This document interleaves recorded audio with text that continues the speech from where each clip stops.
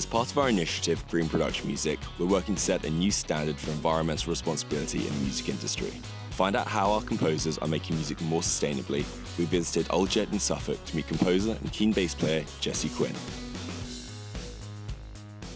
This space is my studio, and I've been in here for like 3 or 4 years, and it was just empty plant storeroom, and I've gradually made it more homely and made it my own. So yeah, the whole vibe in here is just like, you know, making things quick and easy to get to. I have like the drum kit already set up and it's always ready to go. The piano's all ready to go. If I get an idea, I want to do it immediately. Yeah. And just like jump on whatever instruments available. And I guess what I really love with making music is like having a nice balance of really reliable kind of like high-end stuff that everyone knows, and then having like really weird stuff that no one knows, and like old toys. I was looking for a piano for the studio, and I'm quite fussy about them, and at an assembly one day, I was like, oh, that piano sounds really nice. So I just like pulled up the van and stole it. Yeah. No, I said to the head teacher, I was like, would you be willing to like sell the piano for, or like swap it if I get another one that's the same sort of quality? And he was like, I don't know anything about pianos, you do what you want. The Baldwin Fun Machine, this is a sort of 70s toy thing. So there's a keyboard that's very famous called a Korg M1, but it's the most boring looking keyboard of all time. I mean, it's just so painfully boring to look at. And I was like, I don't feel any inspiration playing it, but it sounds quite good. Yeah. So I asked my friend who's a painter if she'd just paint it for me. So she just painted it. It's kind of what I always hoped I'd be able to do one day. It's like when I was 20 and like couldn't afford to go to a recording studio, I was like begging to use people's spaces, and now I feel really happy that I can be like, yeah, use it. Just, yeah. This is another one that I love. This is like a 70s toy. It runs on discs, and then it plays beats. An old chapel organ, but it has but it's in tuned, so that they're not usually.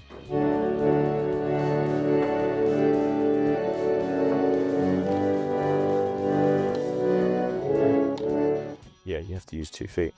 We have a live room as well. If we want to record a band or strings or the grand piano or anything isolated, this is one of our Keane pianos that we use, which is like kind of the core of the Keane sound is this.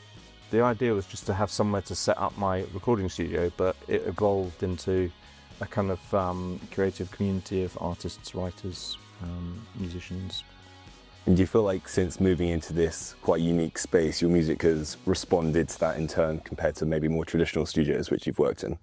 Yeah, I definitely feel like that. I mean, here you feel like you're really in a specific location that feels isolated, but all of the kind of other creative people here make it feel like it's still, like you're not lonely or on your own. So next door to this building that we're in, we've got these biomass digesters that we've had explained to us are basically like cow's stomach.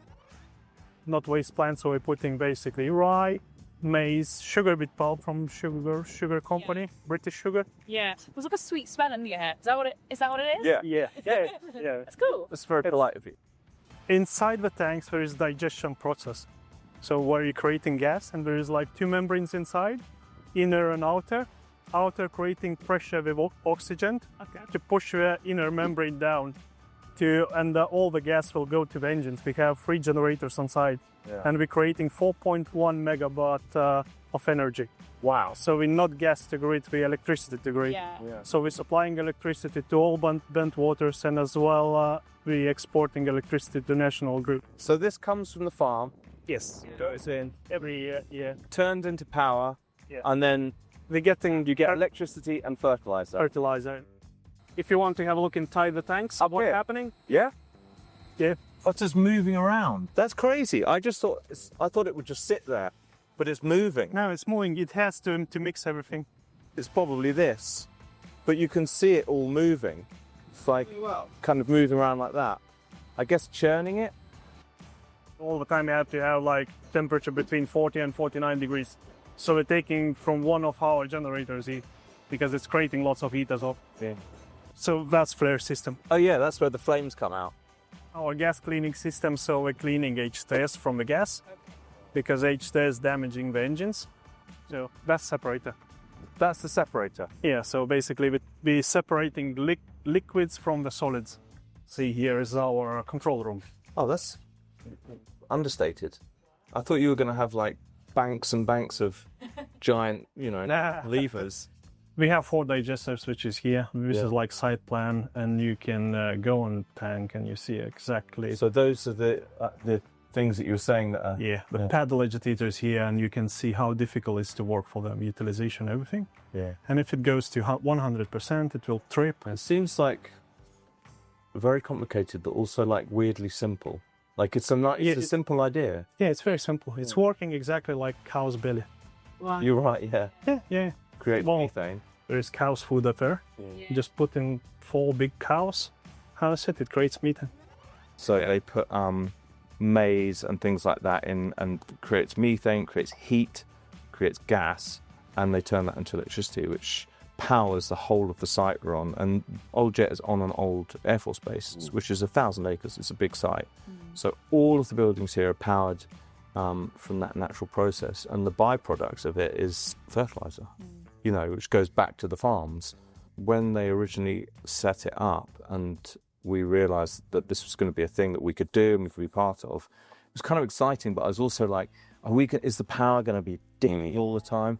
And it's amazing like how you don't even think about it after a while. Yeah. And like, my car that I picked up from the station, and we have an electric car, and I plug it in here when I'm at work, and I know that it's being charged by these giant cow stomachs. It's quite I do like it. Yeah. And was the sort of sustainable element of this space like a key consideration for when you decided to sort of set up this space? And would you say that sustainability in general is something that you've always been interested in your career, but also just your personal life as well?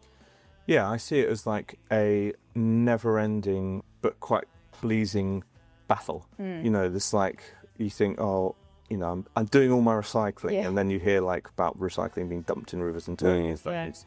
And I feel like, from my perspective, and also the perspective of like, I guess you could call me a business owner, we just try and do as much as we can, and not beat ourselves up about the stuff that we can't do because of cost a lot of the time.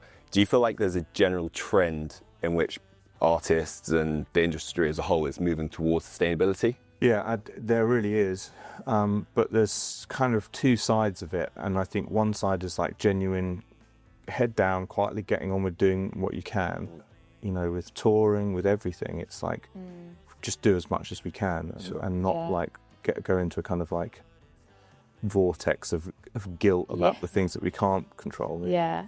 And having said that about touring, do you guys have sort of any kind of greener or more sustainable ways in which you try and sort of minimise your carbon footprint with touring? Yeah, there's certain things that make it really difficult, like getting from, here to the States or South America or whatever. We do things like we take the train a lot, which has like become something that we really love. Yeah, just the general, like wherever we can save energy, we do. The lighting system that we use is all LED. I mean, all lights are LED now, but like we keep it as kind of pared back as we can. I'd love to know, how did your journey into production music start? So it's something that I've always been interested in and thought I'd like to try my hand at. And it's like everything, I sort of spoke to one person, they said talk to this person. One of the things that I hadn't thought about, which I absolutely love in comparison to like normal music making, is a lot of normal music making is very structured. You have like verses and choruses and stuff, whereas with working to film, you're kind of like, you're gearing up towards a specific point, or you're trying to create a certain feeling or whatever, and you just don't really do that with normal music making. Did you kind of find it a bit more, in a way, freeing, because you're kind of letting that narrative guide you in your process? It's interesting, like, I mean, if you're making an album with a band or something, a lot of it is like, let's get, this interesting old synth, and like there's so much kind of exploration involved sonically, which is really satisfying. And I feel like a lot of TV and film music, you know, you've kind of got like a super mega MIDI controller and someone's just kind of creating this thing. And I would go mad if I had to work like that. I need tactile things to make music. So there's like an unbelievable amount of young talent in this area. And like, I guess it's just everywhere, but this is where I am so experienced. We do this thing called Airspace, which is like, you know, basically a way to support young musicians, artists, visual artists. But they're all already really good. There was like a guy that's just started called Angus, and he was like playing me the stuff that he's already recorded. And I was like, who produced it? Who mixed it? And he's like, oh, I just did it in Logic. And I was like, it sounds so good. Amazing. Like really good. And he's like, oh, I've only got one microphone. And I went back into my studio and it's like, they might come in and they've got like, they've still got their first guitar or whatever. And you can be like, use this old 1960s Gibson or whatever. And they get such a buzz out of it that like everything about their music just fires up a notch. And so we keep trying to support them as much as we can. I never liked the idea of the arts automatically going for funding, so I wanted to try and create somewhere that was financially sustainable as well as, you know, looking at the green side of sustainability. So we set up a kind of storage side hustle that is arts based, but it is the bread and butter, and it sort of funds the rest of Old Jet. So over the years we've had a lot of times where we'll have a company that we store something for, and they'll say, well, you know, say it's the equivalent of like 8 shipping containers, I don't know, 40-foot shipping containers worth of set, and they'll say, we need to just scrap the lot. And we're like, well, how are you going to scrap the lot, you know? And they're like, well, just bin it, you know. So with that, we've always been really good at recycling. Amazing. So we've had loads of really nice success stories where we've repurposed like massive amounts of plywood for different things, or we've used stage sets for building things at Old Jet. Like these shelves, you know, this would have come from a stage set, all of this ply or MDF or whatever it is that would have been just chucked in a skip. You know, I feel like a sense of smugness that we've like repurposed all of this stuff rather than just being burned or whatever. And you know, it's like I was saying, like you can only do as much as you can. But that's always been like a big thing, like repurpose stuff, don't chuck stuff, don't just automatically buy new. Old Jet, like what a place. Yeah, thanks.